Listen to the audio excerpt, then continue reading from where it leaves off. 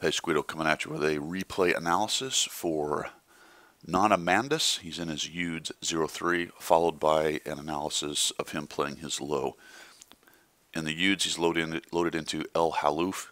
You can see that there are 3 tier 8s on each side, relatively even as far as the team setups go. He's got a tier 8 TD on El Haluf, which can, given the right positioning and whatnot, do pretty well. It's pretty standard to see TDs move along this ridge somewhere, and actually Non is going to go up on this top promontory, which is something a Guidos can do. He'll come up here and he'll get into siege mode. Immediately sees a bulldog. One of the interesting things about siege mode up on this little spot here, and especially with the Guidos, the way the Guidos moves side to side with its tracking, it tends to scoot around a bit. When it gets out of sniper mode, I'll show you what I mean. It sort of scoots backwards as it moves, and that can complicate things a little bit on these kind of uneven pieces of ground. Now he's actually moving right there. It's got great gun depression. So let's talk about this initial positioning. He's got a Jackson and a Cromwell over here in LTTB, which is AFK, unfortunately. T-44's moved down, has done it, and is lighting all these guys, giving them shots.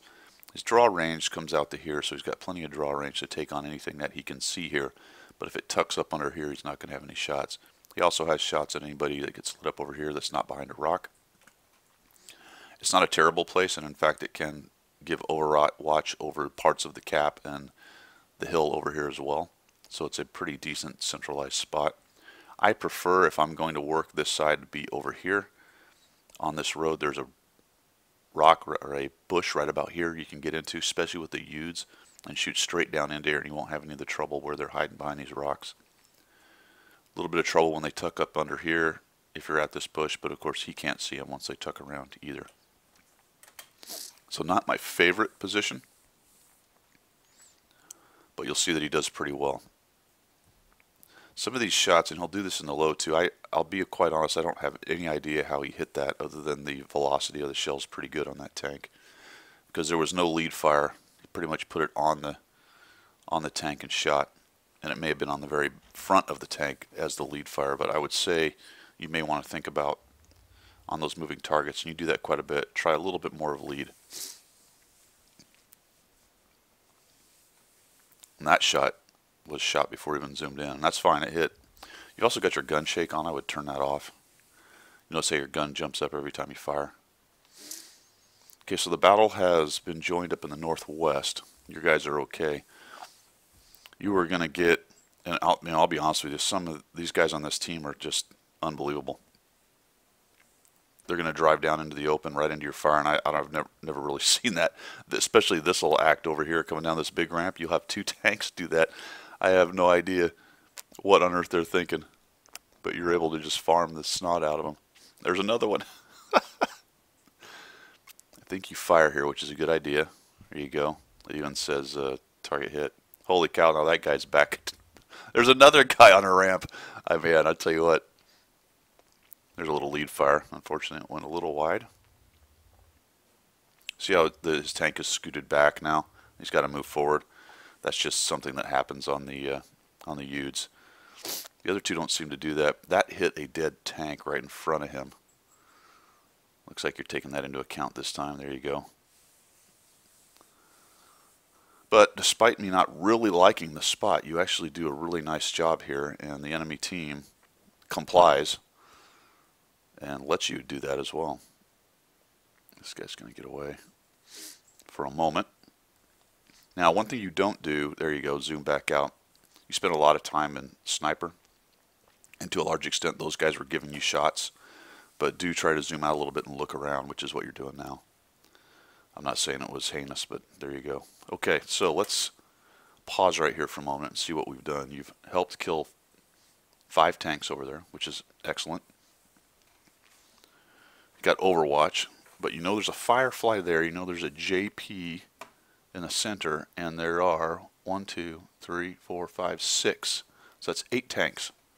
How many tanks do they have left? 1, 2, 3, 4, 5, 6, 7, 8. There's only 1 unaccounted for, and he may actually be hidden up there in that mess. And we're going to sit. So I have to ask you, what are you waiting for? Addition, you've lost all your guys down in the south, so you got two options. First option is to move down here to the southeast and try to finish off the Firefly, maybe find the JP, look for that third tank that's not showing up. Or go help your guys win up here. Because of what you have showing, it is unlikely, at least immediately, that these red guys are going to come in to places where you can get shots, unless you can get that FCM backed down or something like that. You don't want to probably blaze through the middle because the JP is going to have Overwatch and the Fireflies there. But you could easily move along here, this road, and then start looking down that ramp, try to find him, and then maybe put pressure on him this way. Or move up here and help these guys. And this is not a great attacking tank, I got that. But you could, like I said, move here to this bush, go into siege mode, wait for a few potatoes and see what happens. Or go help these guys. The south is really not that important. The Firefly is not a super fast tank. It's going to take him a while to climb up here, even if he's got his friend. The cap is not here, it's here. So my suggestion now would be to chogi on up this way and help these guys. Because although the Udes is not a great attacking tank out in the open, on those hills like that, go into siege mode right at the top of the hill, creep up and over with that thing's depression, and pop them. It actually works really well, especially in that northwest area of this map on the hill parts. In addition to that, you're a tier 8, and you'll notice that your northwest guys are starting to lose. So you're looking, and again, what are you waiting for? What are you looking for? The Firefly to blunder in front of you? You don't have a spotter down there. You can barely see to where he was. If he's coming up the ramp, you're never going to see that. Yeah, you're looking at the LTTB. So that is, if you're thinking that he's going to light something, then that's not a bad idea.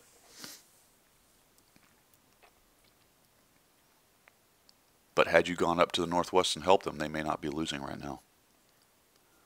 This is a long time for one of the best guns in the game to be silent. All right, so the Firefly has finally showed up. You see him. He's a one-shot, and he starts in a moment here tearing up the LTTB.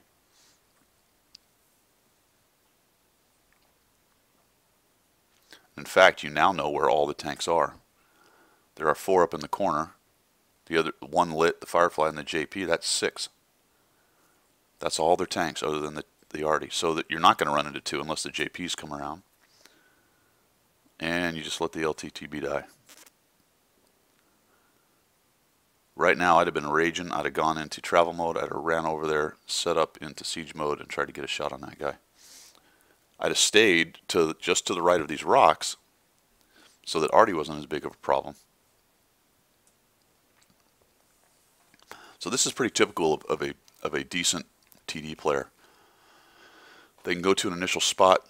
If things work out, they can collect quite a bit of damage and do a pretty good job for their team. But then when a dynamic decision is needed to be made, and that's unfortunate you missed him there,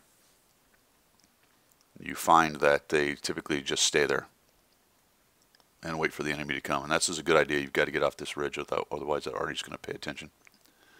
I'd have set up to right up here, a little bit to the right, instead of tucking back into there. He's going to have a hard time pinning you probably. And actually the JP, if he's up on that hill, will have shots into that little V. But come around, spin around, go to siege mode and shoot him. You actually choose not to, and then it works out.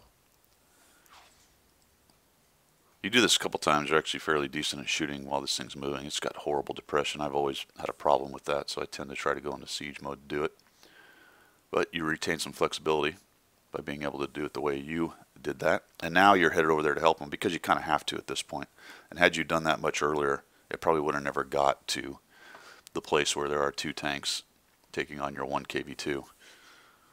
And now the attacking 304. Good news, KV2 got him. So things are looking up again. Just got to find that JP and that M4. And what's interesting is that JP probably did something very similar to what you did. I'd have just gone to siege mode and shot him instead of charging him like that. He's going to turn around. I think you get Arty'd here potentially.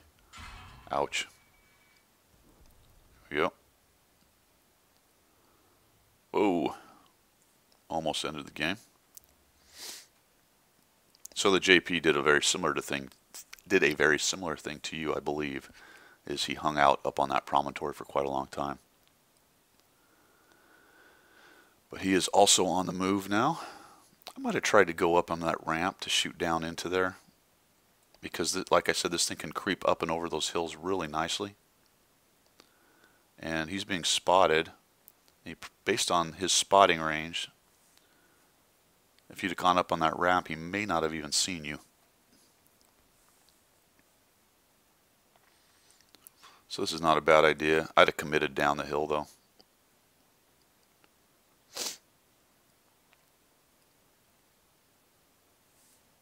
But you're being cagey, being wily, that's fine. Come around here and look for him.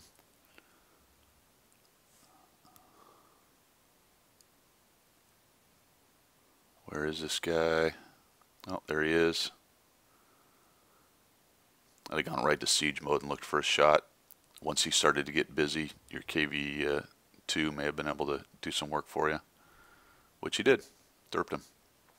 And that's fine. You lit him, you stay alive. But it's interesting because it wasn't a very aggressive move. Now, had you missed and he spun around, he reloads so much faster, you would have lost. So I do get that piece. Again, not a terrible decision, just not terribly aggressive. Look around with your camera. You're just sort of looking in the direction you're driving. Sometimes you notice things. If you get your sounds on, then it'll go beep beep, so you'll know you've spotted and you can look at your mini map. So as far as that goes, you don't have to be looking around. But if you look around, you may actually see him and hear the noise at the same time. And plus, if you've actually put eyes on him, you'll know exactly where that guy is. I no idea how you made that shot. And you're in HE. There's no reason really to be in HE against this thing. I believe you can one-shot him with AP. That's something I see a lot of players do. If it's arty, it is automatically HE. It's just not really a great idea to me. If the gun's big enough to kill him with HE, this is pretty funny on two wheel. One track. If the gun is big enough to kill him with HE, arty that is, you get him again. It's usually also big enough to kill him with AP. There is kind of that mid-range and that maybe 120, 122 range where that's not exactly true. But then you're counting on a pin, which it doesn't always pin. So the other problem is the tactical inflexibility if there's more than just arty around. And you may have to switch targets. Not a case here, obviously, with one arty. So I don't know. I'm just not a huge fan of going to HE. Not a bad idea, but there you have it. All right, let's move on to the low. Okay, here we are on the low with Nonamanadus. He has loaded into El Haluf, bottom tier this time. Bottom tier this time in his low, not a huge imbalance. His team has quite a few more hit points, but as far as types of tanks, it's pretty comparable. So he's going to initially spin this bad boy and start moving off to the southwest. Then we got a rock. I was going to say something like you're driving in sniper mode, but we all do that, just clipped it. Good job letting the mouse by. Now I would cut left, all the way left. There you go. And I would keep my turret towards the center. Because it's tier 10 and the mediums can get there and they are accurate, you can often find yourself getting poked on the side as you're traveling, especially with a slow tank. So you get spotted there, they know you're coming. There is a 207. Now I think this is probably one of the biggest mistakes you make in this game is now we're going to goof around in here the rest of the game. You never really get away from cap or from spawn. So I'll ask, which I can't answer because I can't ask you directly, but I'm not really sure what your plan here is unless it's just purely reacting to what the enemy's doing. Which in some ways is fine if you have shots and it makes sense to the larger picture. But you seem content to sort of work around these buildings and poke at guys here and there. And this position right here really relies on the enemy pushing into either winning up here and coming down through this open area or for some strange reason actually coming around this corner. Now there are a lot of guys there, so if you're thinking, hey, I've got a lot of tanks for whatever reason on the enemy team stacked up here, I need to hang out here and try to hold them back. It's not a bad idea, but I would say a better idea is come down here and help these guys win this area, and now you've got shots down there. And you can see that they are pushing into them right there. your little town is a bit light. You see that guy get right by there. Now here's the thing about staring down this corner right here. If you look at it, these guys are actually on their corner. They're not on this corner. Usually, sometimes when you see that, it's guys working this side here and shooting up into ours. They're actually back on this corner here. They're doing the same thing, shooting up into there. But it's unlikely either one of them, any of them, is going to drive up this way. So if you were waiting for someone to come around this corner right here, that's not really where they are. Well, unfortunately for you, it looks like he sort of is moving forward like that.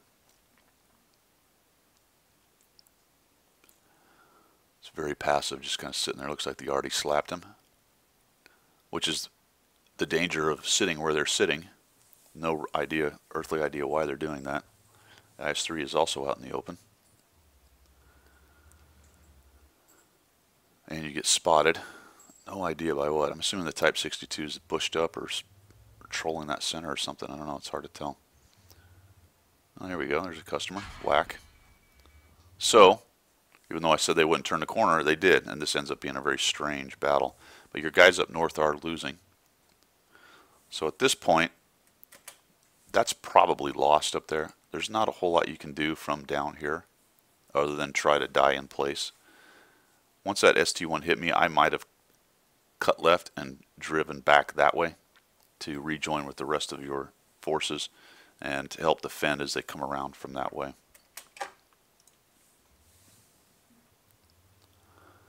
I'm just sensing a little bit of maybe confusion. You're not really sure what to do here. It's a good shot. And in general, your mechanics as far as aiming, shooting, all that stuff is solid. The maneuvering, it's just deciding where to go, I'd say. There you go, can't argue with that. So you've done a little bit of help. Alright, so your decision was to stay, and you got a couple shots in. So overall, not bad. You did what you can do. But at this point, it's time to get out of here, right? It's just the bat chat, who they're busy with, and you. You can't do anything for that guy. Alright, there's nothing you can do for the bat chat. And he's fast enough, he may actually get away from them and you and go past you and leave you with those 4 tanks. So it's time for you to head on back this way. In fact, the ST1's no longer threatening you there.